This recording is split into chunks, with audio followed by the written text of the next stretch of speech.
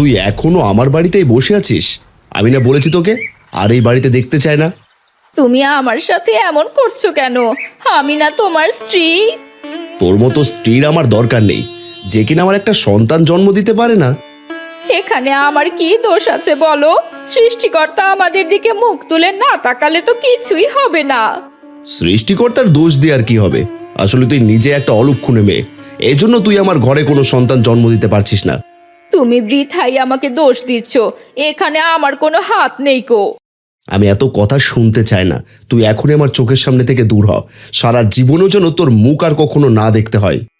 এই বলে রতন ঘরে চলে যায় আর মনিকার মুখের ওপর ঘরের দরজা লাগিয়ে দেয়। মনিকা বারান্দায় বসে কাঁদতে থাকে। দয়া করে দরজা খোলো, আমার সাথে এমনটি করো না।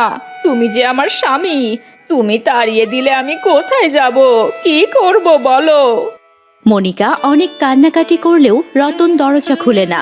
অবশেষে কাঁদতে কাঁদতে মনিকা বাড়ি থেকে বেরিয়ে চলে যায়।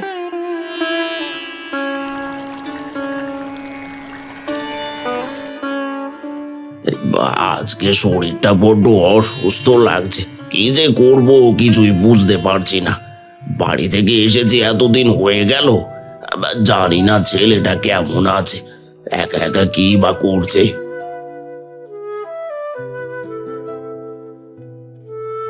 এদিকে মনিকা কাঁদতে কাঁদতে বনের ভেতর হাঁটতে থাকে। একটা সন্তান দিতে না পারার কারণে আমাকে বাড়ি থেকে বের করে দিল। ঠিক আছে, আমিও তাহলে যতদিন সন্তান দিতে না পারবো ততদিন বাড়িতে ফিরে যাব না। তাতে দরকার হলে আমি এই বনেই মৃত্যুবরণ করব। ঠিক এই সময় মনিকার পাশে একটা গাছের ডালে একটা তোতা পাখি ডানা ঝাপটে ওঠে। তারপর সাই করে নেমে আসে ঠিক মনিকার সামনে। তোমাকে দেখে বড়ই দুঃখী মনে হচ্ছে, কি হয়েছে তোমার বলো তো? তুমি ঠিক কথাই বলেছ তোতা, আমি বড়ই দুঃখী মানুষ। আমার দুঃখের কথা শুনে তুমি আর কি করবে? বলেই দেখো না, হয়তো আমি তোমার দুঃখ দূর করতেও পারি। আমি সন্তান দিতে না পারায় আমার স্বামী আমাকে বাড়ি থেকে তাড়িয়ে দিয়েছে। আমার আর যাওয়ার কোনো জায়গা নেই, তাই বনে বনে ঘুরে বেড়াচ্ছি। আরে সত্যি তো, তোমার অনেক বড় দুঃখ। যে মেয়েকে তার স্বামী বাড়ি থেকে বের করে দেয় তার তো দুঃখের সীমা থাকে না। হ্যাঁ গো তোতা, এখন যে আমি কোথায় যাব, কি করব কিছুই বুঝতে পারছি না। তুমি কোনো চিন্তা করো না, আমি তোমাকে সাহায্য করব। কিন্তু তুমি তো একটা তোতা, তুমি কিভাবে আমায় সাহায্য করবে?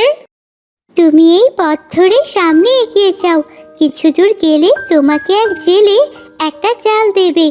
তুমি কিন্তু ওই জেলের কাছ থেকে ওই জাল নিতে অস্বীকার করো না। কিন্তু তোতা, আমি তো মেয়ে মানুষ, আমি ওই জাল দিয়ে কি করব? আমি তো ওই জাল দিয়ে কোনো মাছ ধরতেও পারবো না। তোমাকে মাছ ধরতে হবে না, শুধু জালটাকে নিজের সাথে রাখবে। এতেই দেখবে তোমার জীবনে অনেক বড় পরিবর্তন আসবে। ঠিক আছে তোতা, আমি এখন যে বিপদে পড়েছি তাতে তোমার কথা শোনা ছাড়া আমার কাছে আর কোনো পথ খোলা নেই। তুমি তাহলে দেরি করো না, এই পথ ধরে সামনে এগিয়ে যাও, তোমার ভালো কিছু হোক। এই বলে তোতা পাখিটি গাছের ডালে উঠে যায়। তোতার কথা মতো মনিকা আবার হাঁটতে হাঁটতে বনের গভীরে চলে যায়।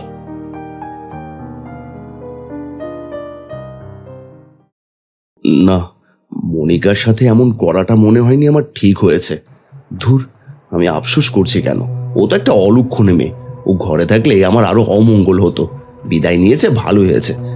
এখন আমি আরো একটা মেয়েকে বিয়ে করে নিয়ে আসবো। এদিকে মনিকা হাঁটতে হাঁটতে অনেক গভীর বনে পৌঁছায়। হঠাৎ সে শুনতে পায় কেউ একজন যন্ত্রণায় কাঁদছে। মনে হচ্ছে আশেপাশে কেউ একজন যন্ত্রণায় কান্না করছে, কিন্তু কোথায় সে? আমি তো আশেপাশে কাউকে দেখতে পাচ্ছি নে। ঠিক সেই সময় মনিকার চোখে পড়ে ঝোপের আড়ালে ওখানে জেলে যন্ত্রণায় কান্না করছে। কি হয়েছে দাদা আপনার? এই গভীর বনে আপনি একা একা কি করছেন? আর কান্নাই বা করছেন কেন? আমার শরীরটা খুব খারাপ, মনে হচ্ছে আমি আর বাঁচবো না। এসব কি বলছেন? আপনি নিশ্চয়ই বাঁচবেন। বলুন, আপনার কি কষ্ট হচ্ছে? সত্যি আমি আর কথা বলতে পারছি না। মৃত্যুর আগে আমি আপনাকে কিছু কথা বলছি, মন দিয়ে শুনুন। হ্যাঁ বলুন দাদা, আমি মন দিয়ে শুনছি। আপনি কি বলতে চান বলুন। আমার এই জালটা আপনাকে দিলাম, এটা ব্যবহার করবেন আর যত্ন করে রাখবেন, আপনার অনেক উপকার হবে। কিন্তু আমি এই জাল দিয়ে... মনিকা তার কথা শেষ করতে পারল না। এর ভেতরই জেলে না ফেরার দেশে চলে যায়। হায় হায় সৃষ্টিকর্তা, হে তোমার কেমন বিচার! জলজান্ত মানুষটার জীবন তুমি কেড়ে নিয়ে গেলে। এখন আমি কি করি? তোতা কি তাহলে এই জেলেটার কথাই বলেছিল? তাহলে তো ওদের কথা মতো আমাকে এই জেলের জালটা নিয়ে রাখতে হয়। তাছাড়া জেলে তো মৃত্যুর আগে আমাকে এই কথাটাই বলে গেছে। যেমন বলা তেমন কাজ। মনিকা জেলের মৃতদেহের পাশ থেকে জালটা নিয়ে নেয়, তারপর আবার হাঁটতে হাঁটতে দূরে চলে যায়।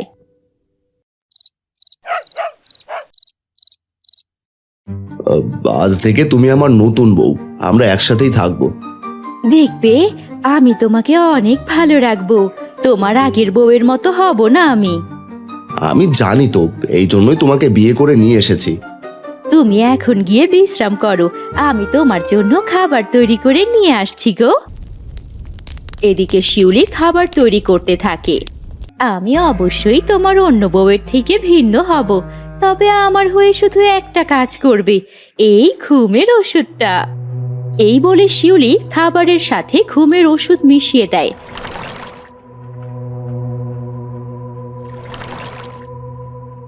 রাত গড়িয়ে সকাল হয়। এদিকে বনে বসে ক্ষুধায় মনিকার অনেক কষ্ট হতে থাকে। কাল থেকে পেটে কিছুই পড়েনি। ক্ষুধায় তো মনে হচ্ছে প্রাণটা বের হয়ে যাবে, কিন্তু কি খাবো? আমার কাছে যে কিছুই নাই। একটা কাজ করি, বনের পাশেই তো একটা নদী বয়ে গেছে, আর আমার কাছে আছে একটা জাল। এই জাল দিয়ে কিছু মাছ ধরার চেষ্টা করি, পরে না হয় সেই মাছ বিক্রি করে হাতে কিছু টাকা আসবে। যেমন বলা তেমন কাজ। মনিকা জালটাকে নিয়ে নদীর পাড়ের উদ্দেশ্যে চলে যায়। এদিকে অনেক বেলা হয়ে গেলে তখন ঘুম ভাঙে রতনের। শিউলি, কই গো? কোথায় গেলে? কি হলো? কোনো সাড়া শব্দ নেই কেন? রতন সারা ঘর খোঁজ করে, কিন্তু কোথাও শিউলিকে পায় না।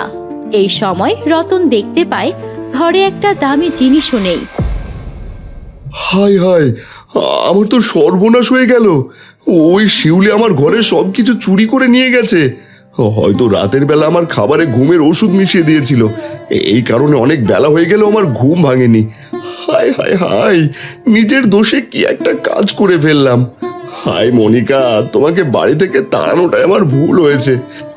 এখন তোমাকে কোথায় খুঁজে পাবো? এদিকে মনিকা নদীতে অনেকবার জাল ফেলার পরেও একটা মাছও ওঠে না। শেষ পর্যন্ত বেশ বিরক্ত হয়ে যায় মনিকা। না, এমন করে তো হচ্ছে না। সেই কখন থেকে নদীতে একের পর এক জাল ফেলেই যাচ্ছি, একটা মাছও পর্যন্ত উঠলো না। এদিকে যে ক্ষুধায় আমার পার চলছে না। ঠিক এই সময় মনিকা দেখতে পায় নদীর পাড়ে একটা রুই মাছ পড়ে আছে। রুই মাছটার গায়ে সূর্যের আলো পড়ে চকচক করছে।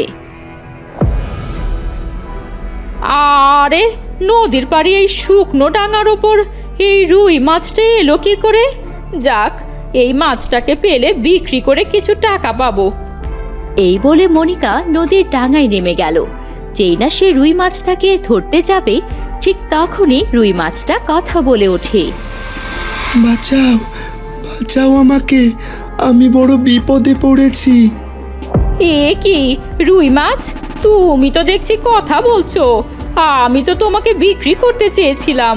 আমার উপর একটু দয়া করো, আমাকে বিক্রি করো না। আমার কথা মতো কাজ করলে তোমার সব ইচ্ছে পূরণ হবে। আমি আমার ইচ্ছে পূরণ কি করে করব? আমি সব কিছু হারিয়ে এখন নিঃস্ব।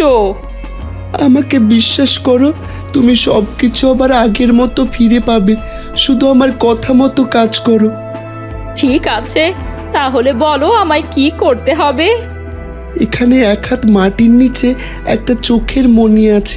তুমি সেটাকে তুলে আমার চোখের জায়গায় বসিয়ে দাও। মনিকা এবার লক্ষ্য করে মাছটার একটা চোখ নেই। এবার রুই মাছের প্রতি মনিকার বড় দয়া হয়। সে তার কথা মতো মাটি খুঁড়তে শুরু করে। এদিকে রতন বারান্দায় বসে বসে কাঁদছে। তাকে দেখে এগিয়ে আসে রামু।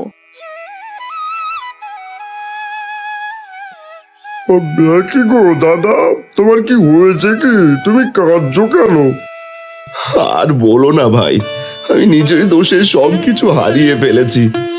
কি হয়েছে বাবাকে একটু খুলে বলো তো। নিঃসন্তান থাকার কারণে মনিকাকে বাড়ি থেকে তাড়িয়ে দিয়েছি, আর শিউলি নামের একটা মেয়েকে বিয়ে করে নিয়ে এসেছিলাম। কিন্তু ওই মেয়ে আমাকে ঘুমের ওষুধ খাইয়ে আমার ঘরের সবকিছু চুরি করে নিয়ে গেছে। হাই হাই দাদা, তুমি তো তাহলে দেখছি নিঃস্ব হয়ে গেছো। তবে যাই বলো, মনিকা দিদিকে বাড়ি থেকে তাড়িয়ে দেওয়াটা তোমার একদমই ঠিক হয়নি।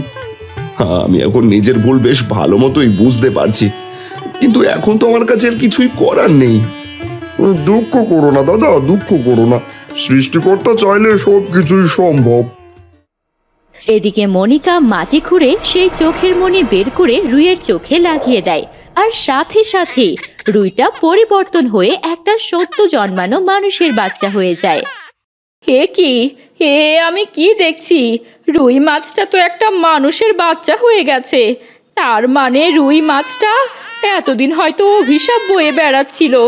আজ আমার কারণে সে অভিশাপ থেকে মুক্তি পেল, আর আমিও এই নিঃসন্তান থাকার অভিশাপ ঘোচালাম।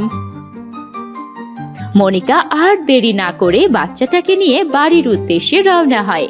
দুপুর গড়িয়ে বিকেল হয়। রতনও বারান্দায় বসে কান্নাকাটি করছে। ঠিক সেই সময় রতন দেখতে পায় মনিকা একটা বাচ্চাকে কোলে নিয়ে বাড়িতে এসেছে। ওগো, আমাদের দুঃখের দিন শেষ হয়ে গেছে। এই দেখো আমি কাকে নিয়ে এসেছি। এ কি, আমি কি দেখছি? তুমি বাচ্চাটা পেলে কোথা থেকে? সৃষ্টিকর্তার ইচ্ছে থাকলে সবই সম্ভব। চলো ঘরে চলো, তোমাকে সব কিছু খুলে বলছি। আমাকে ক্ষমা করে দাও মনিকা, আমি তোমার সাথে অনেক খারাপ ব্যবহার করে ফেলেছি, যার শাস্তিও আমি হাতে নাতে পেয়ে গেছি। একটা মেয়েকে আমি বিয়ে করে এনেছিলাম, কিন্তু ও আমাকে ঘুমের ওষুধ খাইয়ে ঘরের সবকিছু চুরি করে নিয়ে গেছে। তুমি কোনো দুশ্চিন্তা করবে না, আমরা আবার ঘরের সব জিনিস কিনে নিতে পারবো। সৃষ্টিকর্তাকে অশেষ ধন্যবাদ দাও যে আমরা আবার সুখের দিন ফিরে পেয়েছি। সত্যি, এরপর মনিকা আর রতনের ঘরে সুখ শান্তি ফিরে এলো। সন্তানকে নিয়ে তারা বেশ আনন্দে দিন কাটাতে লাগলো।